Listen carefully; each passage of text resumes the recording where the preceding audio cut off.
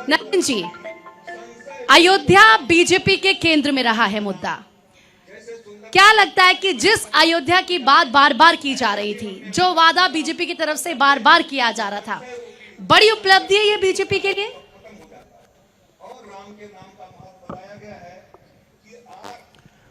आपका प्रश्न बहुत ही सकारात्मक है।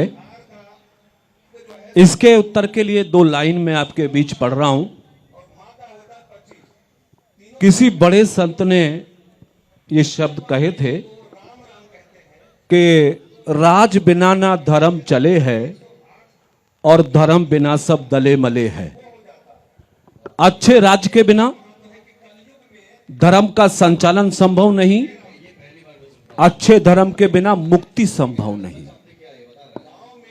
भारत माता का पौरुष, भारत माता के गौरव का प्रतिफल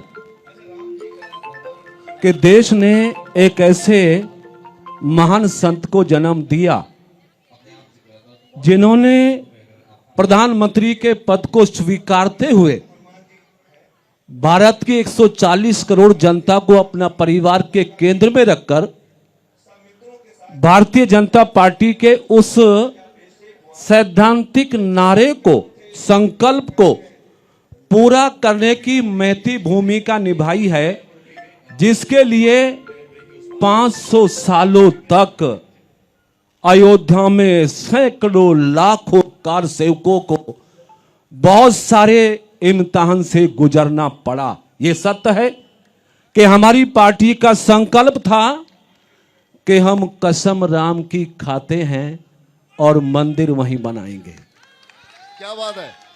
बहुत सारे लोगों ने इस पे कटाक्ष किया, नारे पर प्रत्युत्तर देते हुए कहा कि कसम राम की खाते मंदिर वहीं बनाएंगे, लेकिन तारीख नहीं बताएंगे।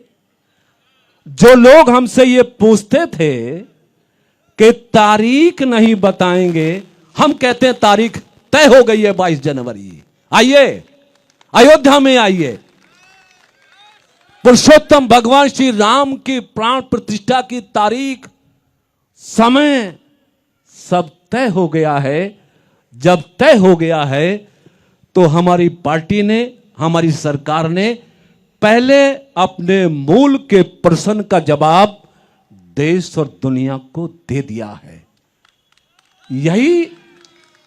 इसी देश के लोग थे। मैं मेंबर पार्लियामेंट भी रहा हूं, 6 साल संसद में बैठा हूं। Congress, CPI, CPM, SP, BSP, RLD, जितनी भी पार्टियां हैं, कभी किसी पार्टी ने जम्मू कश्मीर में 370 पर चर्चा नहीं की। कभी किसी पार्टी की सरकार ने जम्मू कश्मीर को भारत का अभिन्न अंग मानते हुए अपने राजनीतिक दायित्व को नहीं निभाया। आप लोगों ने ऐसा प्रधानमंत्री दिया, नरेंद्र मोदी जी के रूप में। भारतीय जनता पार्टी का संकल्प था एक देश में एक विधान, एक निशान, एक प्रधान होना चाहिए। मोदी जी ने जम्मू कश्मीर से एक झटके में 370 और 35A को हटा के अपने नारे को पूरा करने का काम किया। इससे बड़ा प्रमाण भारत और दुनिया में और कुछ नहीं हो सकता कि नरेंद्र मोदी जी जो कहते हैं तो उसे करके दिखाने का दम रखते हैं। तो आपको क्या लगता है कि क्या इसी बात से कुछ लोगों के पेट में दर्द होता है और वो ये कह देते हैं कि आमंत्रण तो मिला है लेकिन हम नहीं जाएंगे अयोध्या, सर्वसम्मान से हम इसे अस्वीकार करते हैं? क्या कहेंगे आप ऐसे लोगों को? भारत की जनता बड़ी सूझवान है। सनातन धर्म के साथ साथ संस्कृति है जो विश्व को संस्कारवान करने का प्रमाण देती है। महाराज श्री जी के मुखमंडल से अभी हम सब लोगों ने सुना कि हम अपनी प्रार्थनाओं में धर्म की जय हो, अधर्म का नाश हो, मानव का कल्याण हो, विश्व का कल्याण हो का संदेश देते हैं। यानी वासुदेव कुटुंबकम के सिद्धांत पर भारत की संस्कृति का संचालन होता है। देश और दुनिया इस बात को जानती है। क्या कांग्रेस इस बात को नहीं जानती? क्या समाजवादी पार्टी को इस बात का ज्ञान नहीं है? क्या उन्हें इस बात का आभास नहीं है? आभास है, वो जानते हैं, इसके बाद भी वोटों की खातिर तुष्टीकरण की नीति को अपनाते हैं। अरे जिस पार्टी ने राम के अस्तित्व को नकारा है, उस राम के मानने वालों ने ऐसी पार्टियों को नकार दिया हिंदुस्तान में और बता दिया कि आपकी तुष्टीकरण की नीति देश में नहीं चलने वाली है। कांग्रेस पार्टी को रिप्रेजेंट करने वाली सोनिया गांधी जी, उन्हें क्या मालूम है सनातन क्या होता है? उन्हें क्या मालूम है भगवान श्री राम कौन है? उन्हें क्या मालूम है भगवान श्री कृष्ण कौन है?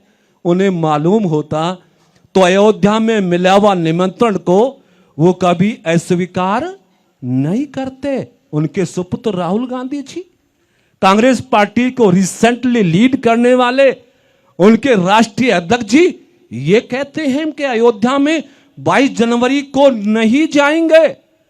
दुनिया के लोग इस बात की अपेक्षा और प्रतीक्षा में हैं कि हमें भगवान श्री राम के प्राण प्रतिष्ठा का निमंत्रण मिले, और जिनको निमंत्रण दिया गया वो नकारने का काम कर रहे हैं। देश की जनता आने वाले समय में राम को नकारने वालों को नेस्तनाबूद करने का काम करेगी। वैसे तो मैं नहीं चाहती थी कि राजनीतिक बात यहाँ पर सो, लेकिन जब राजनेता जिस मंच पे होते हैं तो राजनीतिक बात जरूर होती है। लेकिन आपने ये कह दिया कि इस देश की जनता सब जानती है, 2024 शुरू हो चुका है, चुनाव बेहद करीब है।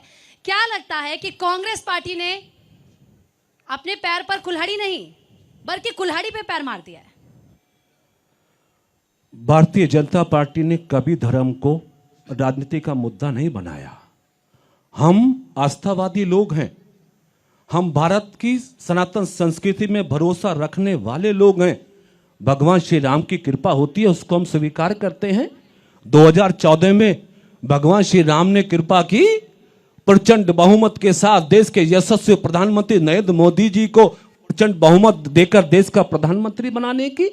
2019 में भगवान श्री राम ने कृपा की, पहले से ज्यादा प्रचंड बहुमत के साथ प्रधानमंत्री के रूप में नरेंद्र मोदी जी को सत्ता में बिठाने में ये भगवान श्री राम की कृपा है। लेकिन हम धर्म का विस्तार, धर्म की रक्षा वोट के लिए नहीं बल्कि धर्म का अनुपालन अपनी आस्था को प्रसन्न और पूर्ण करने के लिए करते हैं। जिन लोगों ने धर्म को राजनीति का मुद्दा बनाकर काम करने की कोशिश की है, उनको समय समय पर देश और प्रदेश की जनता ने जवाब दिया है।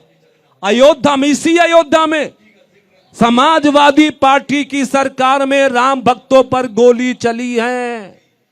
समाजवादी पार्टी के लोगों ने हम सबके आदर्श ग्रंथ रामचरितमानस की प्रतिया को फाड़कर अपमान करने का काम किया है। समाजवादियों ने राम के अस्तित्व को नकारने का काम किया है।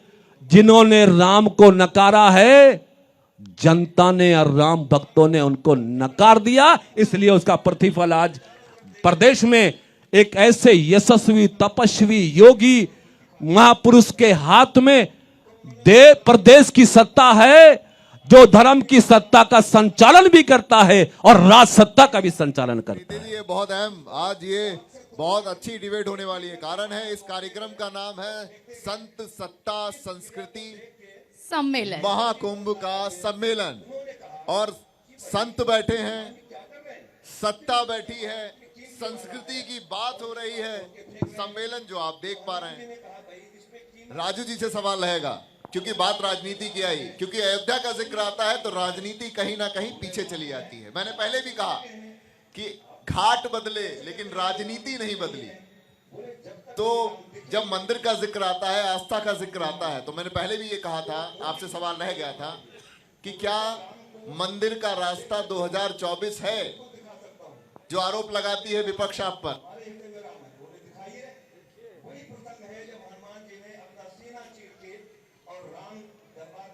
निवेदन पूर्वक कहना चाहूंगा, आपने कहा क्या 2024 क्या मंदिर का रास्ता राज सत्ता तक पहुंचाएगी क्या?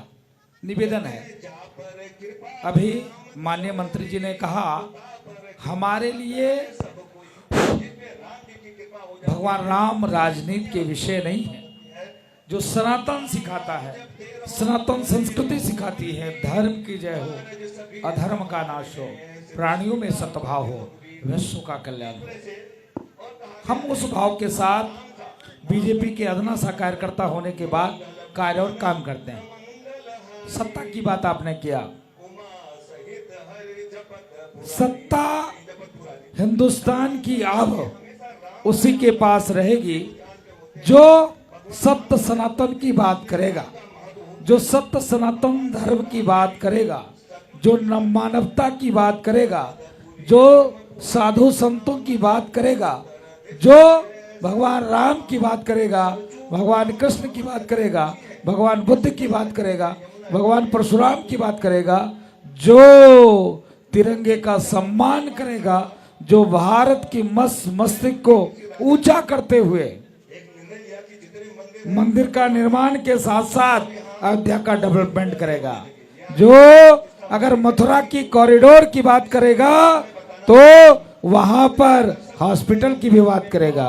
विषय ये है कि इतने दिनों तक लोगों ने खूब राजनीति की, खूब राजनीति की, खूब राजनीति की, लेकिन अब नव भव्य दिव्य मंदिर का निर्माण किसी की जोर जबरदस्ती से नहीं हो रहा। आप देखिए सनातन की खूबसूरती, यहाँ तो पुराने सत्ताधारी लोगों ने उन लोगों को बीजेपी को डिपेंड करते हुए उन लोगों का सपोर्ट कर दिया जो कभी सनातन संस्कृति को माना ही नहीं, जो सनातन संस्कृति पे टिप्पणी करने का काम किया, जो सनातन संस्कृति को कुठाराघात करने का काम किया।